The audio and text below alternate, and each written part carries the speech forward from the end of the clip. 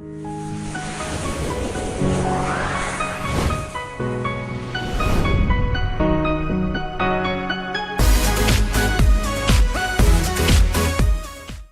बहुत बहुत स्वागत है आपका मेरे चैनल मिस्टिक में। दोस्तों, आज हम श्वेता स्वतर उपनिषद के बारे में चर्चा करेंगे। इस पे मैंने एक वीडियो बनाया है। पिछले वीडियो को अगर आप देखेंगे तो आपको पता चलेगा कि बहुत ही पर्टिनेंट कॉन्सेप्ट उसमें कवर हुआ है। इसमें व्यक्ति का, किसी भी जीव का स्वरूप क्या है। जो पहला क्वेश्चन है, मैं कौन हूँ और वो दुखी क्यों है। पूरा जीवन वो सुख तलाशता है फिर भी दुखी रह जाता है। उसके दुखी रहने का कारण क्या है, उसका अंडरलाइंग रीज़न के बारे में डिस्कशन हुआ है और वो ऐसा क्या करेगा कि वो फिर से पुनः सुखी हो जाएगा। इस क्वेश्चन का आंसर भी आपको उस वीडियो में मिल जाएगा। अब हम आगे बढ़ेंगे दोस्तों। उपनिषद जो है वो ज्ञान की पराकाष्ठा है, तो इसमें जो भी बातें आपको मिलेंगी वो ज्ञान की ही मिलेंगी। कृष्ण भगवान ने गीता में बोला है, तू सब पापियों से ज़्यादा पाप करने वाला है तो भी चिंता मत कर, क्योंकि तू ज्ञान रूपी नौका में बैठ के संसार समुद्र से बहुत आसानी से पार हो जाएगा।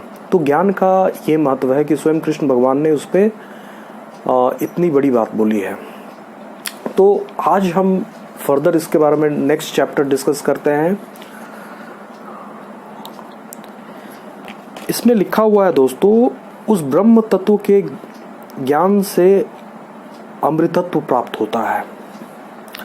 एक बार व्यक्ति पहले अपने आत्मा के, अपने शरीर में उपस्थित जो परम तेजस्वी आत्मा है उसके दर्शन करने के ठीक बाद वो परमात्मा के दर्शन करने के लिए एलिजिबल हो जाता है और ऐसा करने के बाद अमृत तत्व की प्राप्ति होती है। ये कहने का ये मतलब है कि वो इमॉर्टल हो जाता है। जन्म मरण जो बार बार आना पड़ता है, जाना पड़ता है, इस चक्र से वो व्यक्ति निकल के हमेशा के लिए सुखी हो जाता है। उसको जानने वाला इस लोक में अमृत अर्थात मुक्त हो जाता है। तो मुक्ति का एक बहुत ही जो सीधा रास्ता है, हम इस कर्म के साइकिल को कैसे तोड़ सकते हैं। एक व्यक्ति इस साइकिल को तोड़ना, पहले तो आप समझिए मित्रों, बहुत डिफ़िकल्ट है। बड़े बड़े लोग, योगी, सन्यासी कुछ न कुछ ऐसी गलती कर देते हैं कि उन्हें पुनः शरीर धारण करना पड़ता है। वो अपने पर्सपेक्टिव में सही होते हैं, उनको लगता है मैं जो कर्म कर रहा हूँ बिल्कुल शास्त्र सम्मत है, वेद सम्मत है, लेकिन उसमें कुछ न कुछ दोष होता है। या फिर आप ऐसा बोल लीजिए, और वेदों का जो एग्जैक्ट मैसेज है उसको वो नहीं समझ पाते हैं और गलत आचरण करते हैं, जिसके परिणाम स्वरूप उनको फिर से जन्म लेना पड़ता है। तो यही इसमें कहा जा रहा है मित्रों कि इस लोक में अमृत हो जाता है उसको जानने वाला। इसका मतलब है, अगर आपने अपने आत्मा का दर्शन कर लिया, उसका अनुभव कर लिया, तो आपको मरने की ज़रूरत नहीं है। आप सारा पूरे इमॉर्टल तो हो ही जाओगे। मतलब इस शरीर को, अब इस शरीर के साथ जो जो प्रारब्ध का भोग जुड़ा है वो तो भोगना पड़ेगा। उसमें कर्मों का ये एक रूल है कि जो भी आपका बैलेंस शीट है वो एसेट इक्वल टू लायबिलिटी होना पड़ेगा। और लेकिन फर्दर आपको कोई कर्म नहीं बांध पाएंगे, उसके बाद आप मुक्त हो जाओगे। ये ज्ञान की, ये आत्मा के दर्शन का प्रसाद है।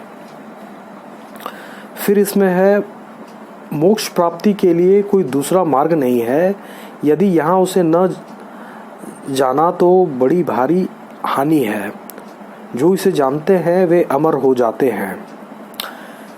तो उपनिषद में फिर फर्दर कहा जा रहा है कि हालांकि मोक्ष प्राप्त करने का बहुत सारा तरीका है, लेकिन यहाँ पे एम्फसाइज किया जा रहा है कि ये सबसे सीधा तरीका है।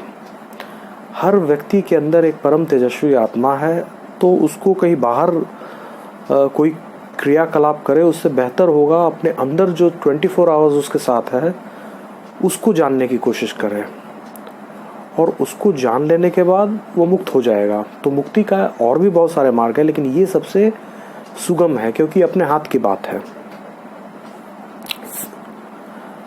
यदि उसे न जाना तो बड़ी भारी हानि है। अब देखिए दोस्तों, महाभारत में भी, रामायण में भी भगवान ने बार बार बोला है, इस शरीर को देने का सिर्फ एक प्रयोजन है, कोई दूसरा नहीं। हमारे वेद, शास्त्र, उपनिषद सबका एक ही मत है। देखिए उपनिषद में भी यह बात आ रही है, इस शरीर, मनुष्य शरीर भगवान सिर्फ एक ऑब्जेक्टिव को फुलफिल करने के लिए देते हैं, इसको पा के जीव मुक्त हो जाए। आवागमन का जो चक्र है, बार बार आना पड़ता है, जन्मना, ये बार बार पैदा लेना मरना एक रोग है। रोग के अलावा और ये कुछ हो ही नहीं सकता है। इस रोग से मुक्ति मिल जाए, इसलिए भगवान दया करके किसी जीव को मनुष्य का शरीर दे देते हैं। और रामायण में तो तुलसीदास जी महाराज ने यहाँ तक कहा है कि जो इतना बड़ा दया का भी फायदा नहीं उठाता है वो आत्महत्यारा है। मतलब जो मनुष्य का शरीर धारण करके भी मोक्ष के लिए प्रयत्न नहीं करता है या मोक्ष पा नहीं लेता है, उसे आत्महत्यारा की गति मिलती है। तो इसे बहुत बड़ा हानि माना गया है। मनुष्य जीवन में को धारण करने के बाद आत्मा का ज्ञान ना होना, मुक्ति के बारे में ना जानना, ये सबसे बड़ा लॉस है। कोई भी लॉस जो होगा इसके बाद ही आएगा, ये सबसे बड़ा लॉस है। फिर आगे देखिए क्या है, जो इसे जानते हैं वे अमर हो जाते हैं। क्या इच्छा करता हुआ किस काम के लिए शरीर के पीछे संतप्त हो, उसे जान लेने पर जीव पाप कर्म से लिप्त नहीं होता। कहने का अर्थ ये है कि जो व्यक्ति इस आत्मा को, जैसा ये आत्मा है वैसा जान लेता है, वो मुक्त हो जाता है।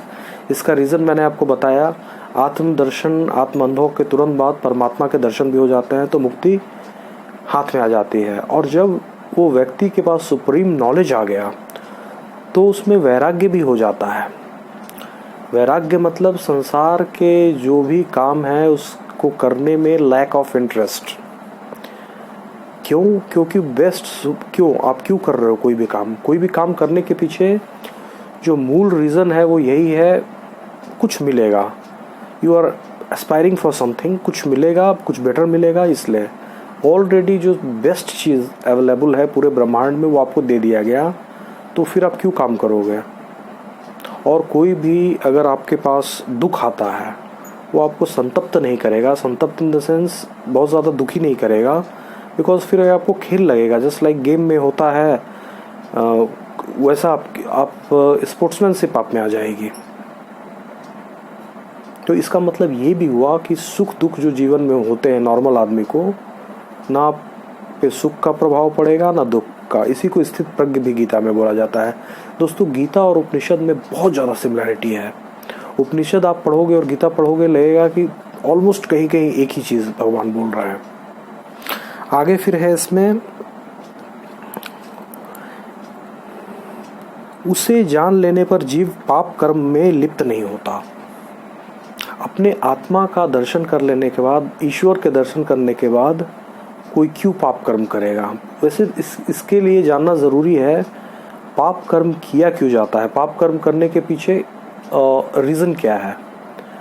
पाप कर्म जो है इसके पीछे वासना रीज़न है, लाभ।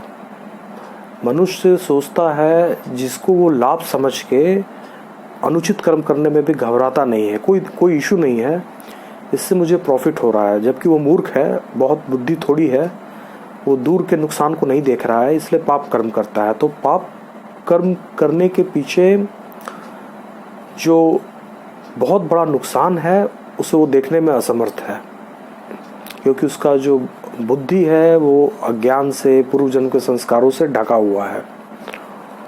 तो व्यक्ति जब ईश्वर के दर्शन कर लेता है, आत्मज्ञानी हो जाता है, तो वो समझ जाता है कि सारा वस्तु मिथ्या है, मेरे पास ऑलरेडी बेस्ट चीज़ है, तो वो कर्म में ही प्रवृत्त नहीं होता है। तो फिर पाप कर्म करने का बात ही कहाँ हो गया। या कर्म करता है तो बिल्कुल निष्काम, सिर्फ सोसाइटी के फायदे के लिए, अपने शरीर के लिए कुछ भी नहीं। तो देखिए आत्मज्ञानी के साथ कितने अच्छे अच्छे गुण जुड़े हुए हैं। एक आत्मज्ञानी से सोसाइटी को कितना लाभ हो सकता है। जो भी उसका कर्म होगा उससे इस वसुंधरा, इस जो पृथ्वी है, इस पे फ़ायदा ही होगा। उससे कोई नुकसान नहीं होगा, वो एक्सप्लॉइट नहीं करेगा कभी भी नेचर को। फिर देखिए क्या लिखा हुआ है, आत्मज्ञानी शोक के पार हो जाता है, उसका अनुभव कर लेने पर मृत्यु के मुख से छूट जाता है। एक बार इस परम तेजस्वी महान आत्मा का दर्शन कर लेने के बाद किसी को शोक होगा ही क्यों। उसके बाद वो व्यक्ति शरीर में तो है, शरीर में इसलिए है क्योंकि ये शरीर हमारे पुराने कर्मों का फल है। तो जब तक वो कर्म छीन नहीं हो जाएंगे तब तक इस फल को हमें झेलना पड़ेगा, जो सुख दुख है उसको झेलना पड़ेगा। ये प्रारब्ध कर्म का हिसाब हो रहा है। लेकिन अभी जो है वो आत्मज्ञानी हो चुका है, मतलब सुप्रीम चीज़ जो भी इस यूनिवर्स में बेस्ट है, best source of light, best source of knowledge, आप कहिए बेस्ट सोर्स ऑफ एनीथिंग, वो उसके मुट्ठी में आ गया, वो देख रहा है। तो किसी भी चीज़ के लिए कोई कुछ आता है जाता है, वो क्यों शोक करेगा, ऑलरेडी उसके पास बेस्ट है। जो भी होगा, जो भी वो लूज़ करेगा वो उससे तो इन्फीरियर ही चीज़ लूज़ करेगा।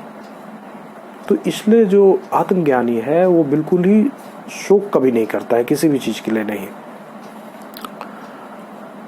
और मैंने बताया कि एक बार आत्मा का दर्शन करने के बाद, अनुभव करने के बाद व्यक्ति इमॉर्टल हो जाता है। उसी समय मृत्यु से उसका पीछा छूट जाता है, वो हमेशा के लिए इमॉर्टल हो जाता है। उसके बाद वो शरीर को वैसे ही छोड़ता है, जैसे सांप अपना केचुली बदल देता है, ठीक उसी तरीक़ा से समय आने पे उस शरीर को छोड़ देता है और व्यक्ति इमॉर्टल हो जाता है। तो दोस्तों, अपने आत्मा के दर्शन के साथ क्या क्या लाभ जुड़े हुए हैं, आप अगर इसको देख पा रहे हैं तो ये आपको दिव्य आनंद तो देगा ही देगा, प्लस इस संसार में जो भी परेशानी है, कष्ट है, जो नॉर्मल लोगों, संसारी लोगों को हमेशा बेचैन रखता है, वो आपके लाइफ में होते हुए भी नहीं होगा। सोचिए कितना बड़ा बेनिफिट एसोसिएट है एक आत्मज्ञानी होने का। फिर फर्दर इसमें लिखा हुआ है, जो इस बुद्धि रूप गुहा में छिपा हुआ जानता है, हे सौम्य, वह अविद्या रूप ग्रंथि को छिन्न भिन्न कर देता है। अर्थात जो अपने बुद्धि को एनालाइज जिसने किया है, जो देखने का कला जान गया है, वो अपने बुद्धि को भी पूरी तरीक़ा से स्कोप कर सकता है। जैसे एक एक समझिए कि कोई कपड़े का एक एक थ्रेड अलग कर दिया जाए, उसी तरीक़ा से अपने बुद्धि को के थ्रेड को अलग कर सकता है और उसमें जहाँ जहाँ अविद्या के संस्कार हैं या अविद्या उपस्थित है उसको वो हटा सकता है। एक बहुत कुशल सर्जन की तरह उसको डिसेक्ट करके हटा देगा। तो उसके पास जो बुद्धि बचेगा वो बिल्कुल ही अनऑडल्टरेटेड एक कहिए फाइन ब्रेन होगा, जिसका यूज़ करके वो अपने आत्मा तक पहुंचने में सक्षम हो सकेगा। तो ये एक बेनिफिट उस व्यक्ति को मिल जाएगा। उस परावर ब्रह्मादि देवताओं से भी उत्तम परमात्मा का साक्षात्कार कर लेने पर उसके हृदय की ग्रंथि टूट जाती है, सारे संशय कट जाते हैं तथा समस्त कर्म हो जाते हैं। यहाँ पे इनको परावर बोला जा रहा है। परावर मतलब जो बड़े बड़े देवता हैं जिनका हम लोग पूजा करते रहते हैं, ब्रह्मदेवाय नमः, इंद्राय नमः, वरुणाय नमः, ठीक है, इससे आपको पुण्यों की वृद्धि होती है। You are doing well. अगर आप एक नास्तिक व्यक्ति उससे तो बेटर है, लेकिन इनसे भी आप कर्म में ही बंधेंगे। ये आपको भोग प्रदान करेंगे, उन भोगों का जब छीन हो जाएगा, टाइम ओवर हो जाएगा, फिर आप उससे जो पाप संचय करोगे उस भोग भोगने के दौरान उसके फल को भोगने के लिए आपको यहीं आना पड़ेगा। तो अगेन बात तो वहीं की वहीं रह गई। लेकिन उस परावर मतलब जो परब्रह्म है, जो कि हर चीज़ों के उत्पत्ति का मूल स्थान है, उनके दर्शन कर लेने के बाद व्यक्ति हमेशा के लिए निष्पाप हो जाता है, पूरी तरीक़ा से पापहीन हो जाता है और मुक्त हो जाता है।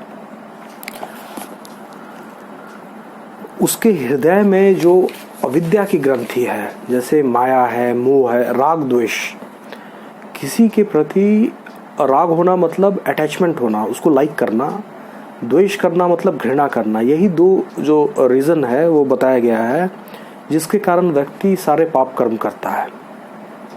और इस दुनिया में पड़े रहने का भी ये दो बहुत ही इंपॉर्टेंट रीज़न है, राग और द्वेष। तो हृदय में जितना भी अविद्या भरा हुआ है, उस परमेश्वर के दर्शन करते समय इंस्टेंटली वो सारा का सारा वैनिश हो जाता है, जल के राख हो जाता है। उस व्यक्ति का सारा कन्फ्यूजन, अध्यात्म से रिलेटेड भी बहुत सारा कन्फ्यूजन होता है, कभी ये अच्छा लगता है, कभी वो अच्छा लगता है। जब तक व्यक्ति सिद्ध नहीं है तब तक वो साधक है, तब तक तो भी उसको प्रॉब्लम है। साधक को भी खतरा होता है नीचे गिरने का। एक सिद्ध व्यक्ति ही क्लेम कर सकता है कि भाई मुझे कोई प्रॉब्लम नहीं है। तो उसका जितने संशय हैं, सारे कन्फ्यूजन हमेशा के लिए ख़त्म हो जाते हैं। उसको अपने सारे प्रश्नों का उत्तर मिल जाता है और उसके समस्त कर्म जो इस जन्म में उसने किए हैं, जो भी कर्म किए हैं अच्छे या बुरे, वो पूरी तरीक़ा से नष्ट हो जाते हैं। अब जो पहले का एक्युमुलेटेड है वो तो अपना फल देगा, शरीर को रखना पड़ेगा, लेकिन अब जो फर्दर जो कर्म है इस शरीर से रिलेटेड, वो पूरी तरीक़ा से नष्ट हो जाता है। कंसिक्वेंटली व्यक्ति जो है वो मोक्ष के लिए पूरी तरीक़ा से एलिजिबल हो जाता है।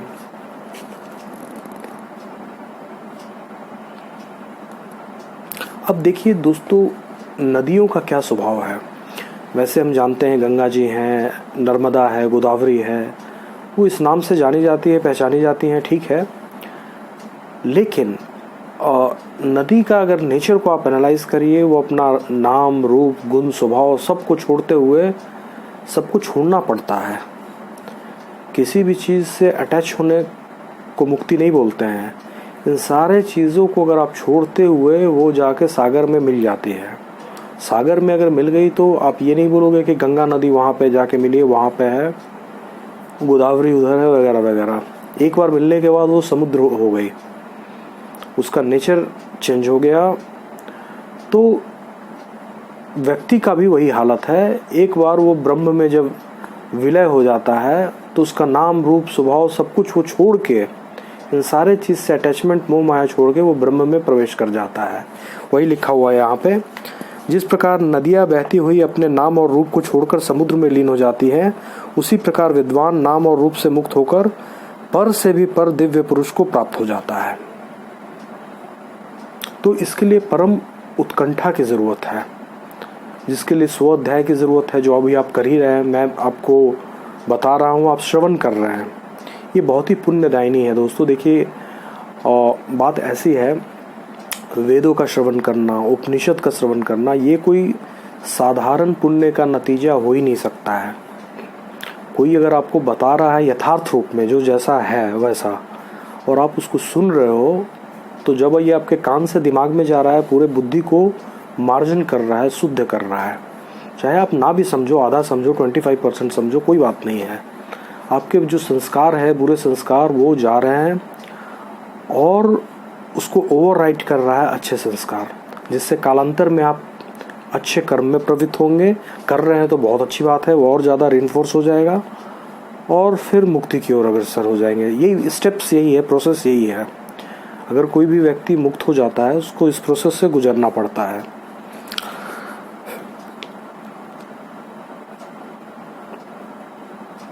फिर देखिए क्या लिखा हुआ है इसमें, बहुत इंपॉर्टेंट चीज, वह जो कि उस पर ब्रह्म को जानता है ब्रह्म ही हो जाता है। जो भी व्यक्ति, जैसे मैंने आपको एग्जाम्पल नदियों का दिया, जब तक नदी का अपना एक सेपरेट उन्होंने आइडेंटिटी रखा हुआ है, आप बोल सकते हैं गंगा नदी है, बह रही है, आप बोल सकते हैं नर्मदा है, कावेरी है, लेकिन जब तक उनका आइडेंटिटी सेपरेट है, समुद्र में विलय हो जाने के बाद आप कहीं नहीं बता पाइएगा गंगा किधर है, नर्मदा किधर है, फिर वो समुद्र बन जाती है। वही यहाँ पे बताया जा रहा है, एक बार उस ब्रह्म को जान लेने के बाद व्यक्ति ब्रह्म ही बन जाता है। तो इस तरीक़ा से इसको समझा जा सकता है। फिर फर्दर है, हे सौम्य, जो भी उस छायाहीन, अशरीर, अलोहित, शुद्ध अक्षर ब्रह्म को जानता है, वह सर्वज्ञ हो जाता है। अब यहाँ पे जो हमारे परब्रह्म हैं, उनके कुछ एट्रीब्यूट्स बताए गए हैं। वो चारों तरफ फैले हुए, उनका कोई शरीर तो वैसा उन्होंने धारण किया हुआ नहीं है, निर्गुण रूप से, उनका सगुण रूप भी है। लेकिन अगर हम निर्गुण ब्रह्म की बात करें, जिससे जो कि जिन्होंने संकल्प से शरीर धारण किया, इसका ये मतलब नहीं है फॉर इंस्टेंस विष्णु भगवान है, तो जो भगवान चारों तरफ निर्गुण रूप से फैले हुए हैं, वो सगुण रूप धारण करने का उन्होंने निर्णय लिया तो विष्णु रूप से आ रहे हैं। फर्दर फिर ब्रह्मा जी हो गए, शिव जी हो गए।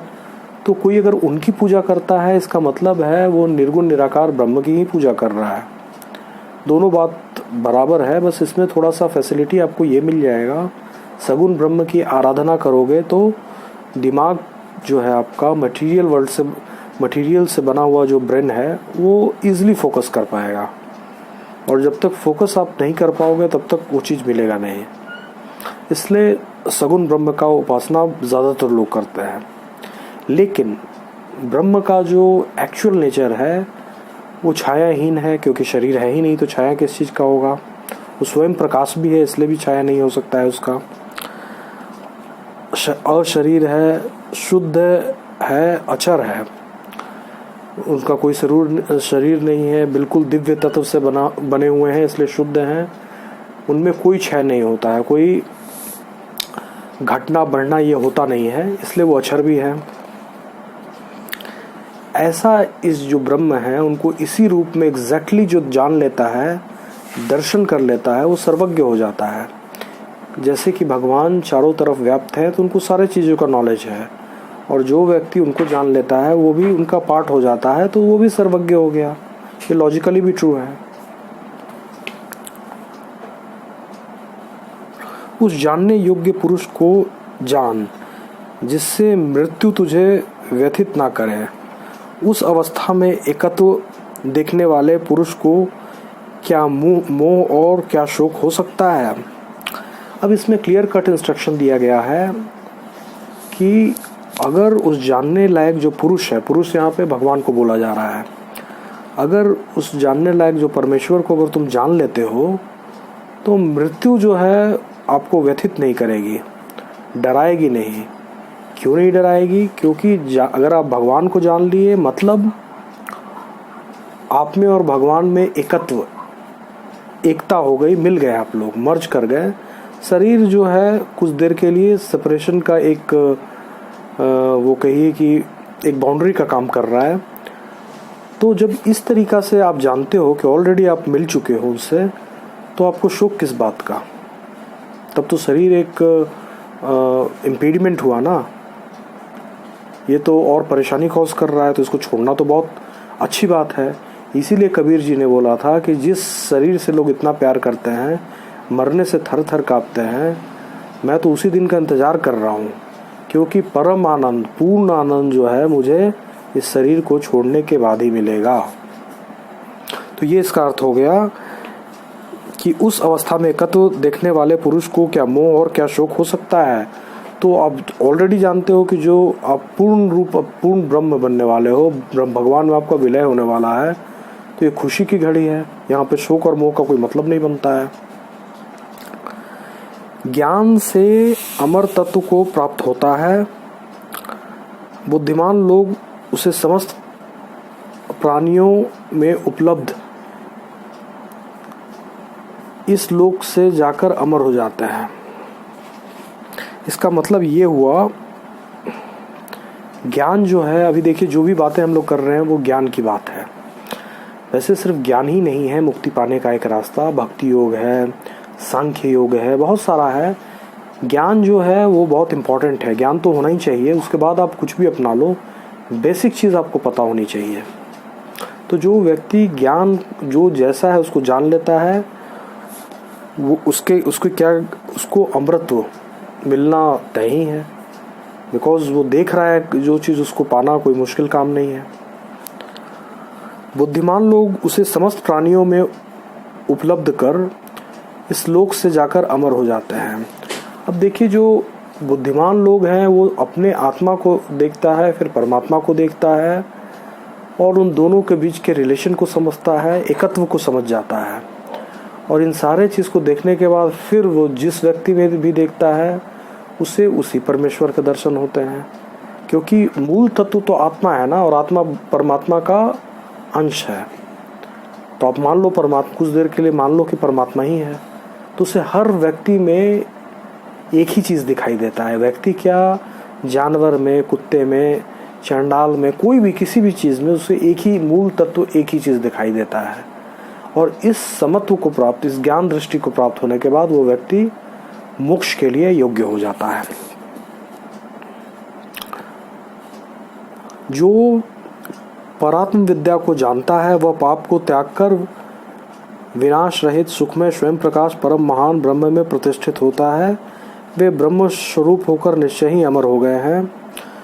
अब यहाँ पे फिर कहा जाता है दोस्तों, एक बार भगवान के स्वरूप को जानना, अनुभव करना और देख लेना, ऐसा करने के बाद पाप रह ही नहीं सकता है। क्योंकि मुक्ति का मतलब ही क्या है, जिस व्यक्ति के पापों का क्षय नहीं हुआ है वो मुक्ति के लिए एलिजिबल नहीं है। सबसे पहले व्यक्ति निष्पाप होगा, भगवान भी यही करते हैं। सपोज करिए किसी के पास न ज्ञान है, न वो सांख्य योग जानता है, न भक्ति, न कर्म, कुछ नहीं, बस पूरी तरीक़ा से भगवान में आस्था रखता है, डिपेंडेंट है, बस जो करे भगवान करे, और भगवान उस पर खुश हो गए, भाई चलो भक्त है, पूरी तरीक़ा से मेरे ऊपर डिपेंडेंट है, नॉलेज नहीं है, ना लेने का कैपेसिटी है, तो इसका भी कल्याण होना चाहिए। तो भगवान उसको दर्शन दे दिए, उससे प्रसन्न होकर, और सबसे पहले उसे निष्पाप किया। ठीक वैसे ही जैसे कोई बच्चा गंदा होता है तो उसकी माँ उसे साफ़ करती है, उसको साफ सफाई करके फिर उसको कपड़े पहनाती है, ठीक उसी तरीक़ा से सबसे पहले भगवान उसके सारे पापों का क्षय कर देते हैं। जब वो निष्पाप हो जाता है तो वो भगवान में प्रवेश कर जाता है, पूरी तरीक़ा से परमेश्वर में प्रवेश करने के लिए वो योग्य हो जाता है। तो मित्रों, आज के लिए इतना ही। आशा करता हूँ ये ज्ञान रूपी अमृत आपके आत्मा को जरूर तृप्त किया होगा। श्वेता स्वतर उपनिषद ये ज्ञान की एक अनुपम भेंट है। अगले टॉपिक में फिर हम बहुत ही इंपॉर्टेंट चीज़ों के बारे में डिस्कस करेंगे। तब तक के लिए बहुत बहुत धन्यवाद।